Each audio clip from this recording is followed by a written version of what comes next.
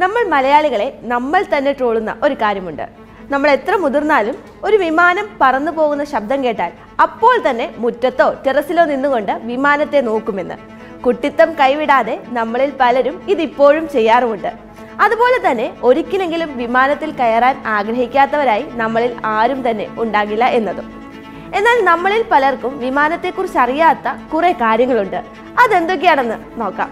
വിമാനം കണ്ടുപിടിച്ചതാരാണ്, ഏത് വർഷത്തിലാണ്? ഇത്തരത്തിലുള്ള ചോദ്യങ്ങൾക്കുള്ള ഉത്തരം എല്ലാവർക്കും തന്നെ അറിയാവുന്നതാണ്. മനുഷ്യന്റെ ഏറ്റവും വലിയ നേട്ടങ്ങളുടെ ലിസ്റ്റ് എടുത്താൽ വിമാനത്തിന് മുൻപന്തിയിൽ തന്നെ ആയിരിക്കും സ്ഥാനം. അങ്ങനെയെങ്കിൽ ഈ വിമാനങ്ങൾക്കുള്ള പ്രത്യേകതകൾ എന്തൊക്കെയാണെന്ന് നോക്കാം. വിമാനങ്ങളിൽ ഇന്ധനം ശേഖരിച്ചു വെക്കുന്ന ടാങ്കുകൾ രണ്ടു വശങ്ങളിലുമുള്ള ചിറകുകളിലാണ് ഉള്ളത്.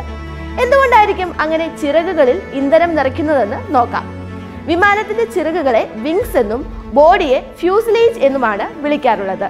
ഇതിൽ ഫ്യൂസലേജിന്റെ അതായത് ബോഡിയുടെ പുറകുവശത്തും അല്ലെങ്കിൽ മുൻവശത്തുമാണ് ഇന്ധന ടാങ്ക് ഉള്ളതെങ്കിൽ വിമാനം സഞ്ചരിച്ചു കൊണ്ടിരിക്കുമ്പോൾ ഇന്ധനം തീരുന്നതനുസരിച്ച് സെന്റർ ഗ്രാവിറ്റിയിൽ മാറ്റം വരികയും അത് വിമാനത്തിന്റെ ബാലൻസിങ്ങിന് വേണ്ടി കൂടുതൽ ഊർജം ചിലവാക്കേണ്ടി വരികയും ചെയ്യും.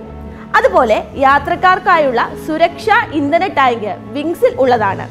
കാരണം ലാൻഡ് ചെയ്യുമ്പോൾ മറ്റുമുണ്ടാകുന്ന അപകടങ്ങളിൽ ഇന്ധന ടാങ്ക് ഫ്യൂസലേജിലേക്കാണ് ഉള്ളതെങ്കിൽ ടാങ്ക് തകർന്ന് തീപിടുത്തം പോലെ ഉണ്ടാകുമ്പോൾ യാത്രക്കാർക്ക് കൂടുതൽ അപകടം സംഭവിക്കുകയും രക്ഷാപ്രവർത്തനം കൂടുതൽ ദുഷ്കരമാവുകയും ചെയ്യും. പിന്നെയുള്ള ഒരു കാരണം എൻജിൻ ചിറകുകളിൽ തന്നെയാണ് ഉള്ളത് എന്നതുകൊണ്ടുകൂടിയാണ്. ചിറകുകളിലുള്ള ടാങ്കിൽ നിന്നും ഇന്ധനം തുല്യമായാണ് എൻജിനിലേക്ക് സപ്ലൈ ആകുന്നത്. അതുകൊണ്ട് ഇരുവശങ്ങളിലുള്ള ബാലൻസിങ്ങിനും ശരിയായി തന്നെ നിലനിൽക്കും. അതുപോലെ ഈ ചിറകുകളിൽ ഒരു വലിയ ടാങ്ക് അല്ല ഉണ്ടാവുക. ഒരു ചിറകിൽ തന്നെ പാർട്ടായി നിരവധി അറകളിൽ ആയാണ് ഇന്ധനം ഉണ്ടാവുന്നത്. മറ്റൊരു പ്രത്യേകത എന്താണെന്ന് വെച്ചാൽ വിമാനത്തിൽ ഒരു പൈലറ്റും ഒരു കോ പൈലറ്റുമാണ് ഉണ്ടാവുക. രണ്ടു പേർക്കും രണ്ട് തരത്തിലുള്ള ഭക്ഷണമാണ് നൽകുക. അതായത് മെയിൻ പൈലറ്റിന് ഫസ്റ്റ് ക്ലാസ് യാത്രക്കാർക്ക് കൊടുക്കുന്ന ഭക്ഷണവും കോ പൈലറ്റിന് എക്കണോമി ക്ലാസ് യാത്രക്കാർക്ക് കൊടുക്കുന്ന ഭക്ഷണവും. അതെന്താണ് രണ്ട് തരത്തിലുള്ള ഭക്ഷണം എന്നല്ലേ? കാരണമുണ്ട്. ഒരേ ഭക്ഷണമാണ് രണ്ടുപേരും കഴിക്കുന്നതെന്ന് കരുതുക. അവർ കഴിച്ച ഭക്ഷണത്തിൽ നിന്നും വല്ല ഭക്ഷ്യവിഷബാധയും ഉണ്ടാവുകയാണെങ്കിൽ രണ്ടുപേരും അത് ബാധിക്കുകയും വിമാനം നിയന്ത്രിക്കാൻ ആളില്ലാത്ത അവസ്ഥ വരികയും ചെയ്യും. ഇക്കാരണത്തിലാണ് രണ്ടു പേർക്കും രണ്ട് തരത്തിലുള്ള ഭക്ഷണം നൽകുന്നത്. അതാവുമ്പോൾ ഒരാൾക്ക് ഭക്ഷ്യവിഷബാധ ഏറ്റാലും അടുത്ത ആൾക്ക് വിമാനം നിയന്ത്രിക്കാൻ കഴിയും.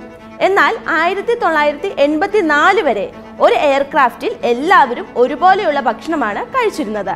അന്ന് ഈ ഭക്ഷണം കഴിച്ച് പൈലറ്റുമാരടക്കം പലർക്കും ഭക്ഷ്യവിഷബാധ ഏൽക്കുകയും വിമാനം നിയന്ത്രിക്കാൻ ആളില്ലാത്ത അവസ്ഥ വരികയും ചെയ്തു.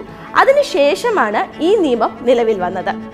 അടുത്തത് വിമാനത്തിൽ വെച്ച് ആർക്കും മരണം സംഭവിച്ചിട്ടില്ല എന്നതാണ്.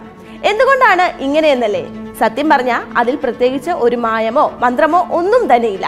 പറക്കുന്ന വിമാനത്തിൽ ആരെങ്കിലും മരിച്ചാൽ ആ വ്യക്തിയെ വിമാനം ലാൻഡ് ചെയ്യുന്ന എയർപോർട്ടിലേക്ക് കൈമാറും. ആ എയർപോർട്ടിൽ ഡോക്ടേഴ്സ് പരിശോധിക്കുകയും മരണം ഉറപ്പാക്കുകയും പിന്നീട് ആ വ്യക്തിയുടെ മരണം ആ എയർപോർട്ടിൽ വെച്ചാണ് എന്ന രേഖകളിൽ വരികയും ചെയ്യും. അതുകൊണ്ടാണ് ഒരു രേഖകളിലും വിമാനത്തിൽ നിന്നും മരണപ്പെട്ടു എന്ന് ഇല്ലാത്തത്. കൂടാതെ വിമാനത്തിൽ വെച്ച് ഒരാൾ വല്ല ക്രൈമും ചെയ്താൽ എയർ ഹോസ്റ്റസിന് ആ ക്രൈം ചെയ്യുന്ന വ്യക്തിയെ അറസ്റ്റ് ചെയ്യാനുള്ള അധികാരവുമുണ്ട്. അതായത് വിലങ്ങുമിട്ട് ഏതെങ്കിലും മൂലയിൽ കൊണ്ടിരുത്താനും അവരെ കൊണ്ടുപറ്റും. അതുപോലെ തന്നെ നമ്മൾ വിമാനത്തിലെ ടോയ്ലറ്റിൽ കയറി നിശ്ചിത സമയം കഴിഞ്ഞും പുറത്തു വരാതിരിക്കുകയാണെങ്കിൽ പുറത്തു നിന്നും ടോയ്ലറ്റ് ഡോർ തുറക്കുന്നതിനുള്ള സംവിധാനമുണ്ട്.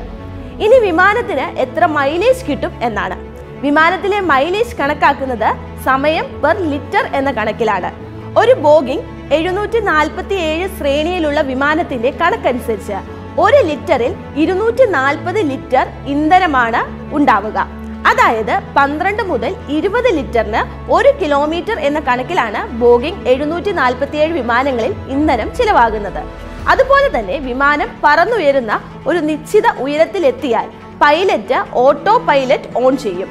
പിന്നെ ഡെസ്റ്റിനേഷൻ എയർപോർട്ടിന് ഏതാണ്ട് 1000 ഫീറ്റ് ഉയരത്തിൽ വരെ ഓട്ടോ പൈലറ്റിലാണ് വിമാനം. കൂടാതെ വിമാനത്തിന്റെ ബോഡിയിൽ ഏറ്റവും പുറകുവശത്തുള്ള താഴ്ഭാഗം പ്രത്യേക ആംഗിളിൽ ചെരിഞ്ഞാണ് ഇരിക്കുന്നത്. അതിന് കാരണം വിമാനം റൺവേയിൽ നിന്നും ഉയരുമ്പോൾ മുൻവശമാണ് ആദ്യം ഉയരുക. ഇങ്ങനെ മുൻവശം ഉയരുമ്പോൾ പിൻവശം റൺവേയിൽ ഉരഞ്ഞ് അപകടം സംഭവിക്കാതിരിക്കാൻ വേണ്ടിയാണ് വിമാനത്തിന്റെ ബോഡിയിൽ പിൻവശം ചെരിവ് കൊടുത്തിരിക്കുന്നത്. അപ്പോൾ വിമാനത്തിന്റെ പ്രത്യേകതകളെ കുറിച്ച് ഏതാണ്ട് കുറച്ച് കാര്യങ്ങളൊക്കെ മനസ്സിലായി കാണുമല്ലോ അല്ലേ? അറിവുകളുടെ ശേഖരത്തിലേക്ക് ഇതുകൂടി ഉൾപ്പെടുത്തിക്കോളൂ.